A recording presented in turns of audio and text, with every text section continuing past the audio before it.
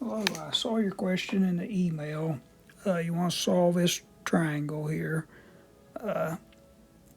You're given the three lengths of the three sides, and you want to find the three angles in degree measure round to the nearest tenth. So I always like to draw a sketch, triangle ABC, and you're given the length of the lower, this side opposite angle A, given the side opposite angle B here, and the side opposite angle C. So just draw a picture with this info. So when you're given three sides with this section, first thing you have to do is use law of cosines, and I just don't do it in alphabetical order here.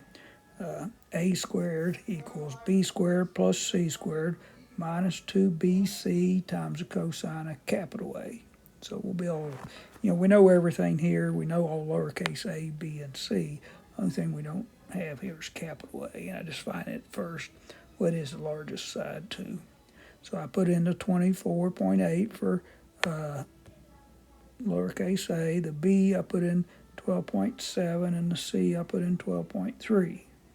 Minus 2BC, that's B and C, which are here and C are up times, I ran out of room here, is cosine of A.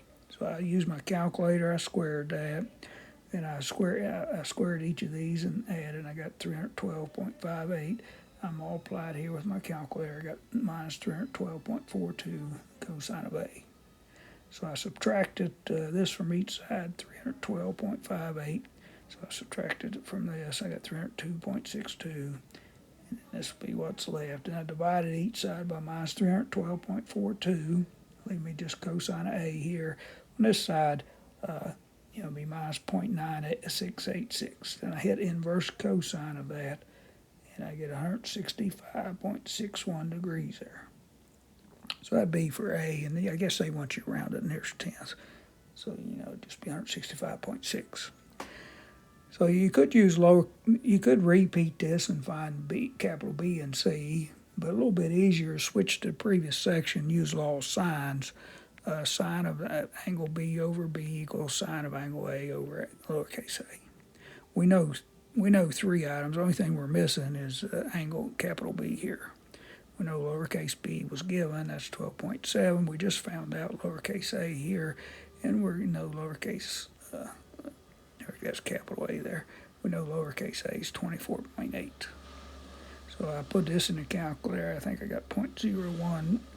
Then I ran out of room. You'd have to multiply each side by 12.7 and take the inverse sine, to finish this.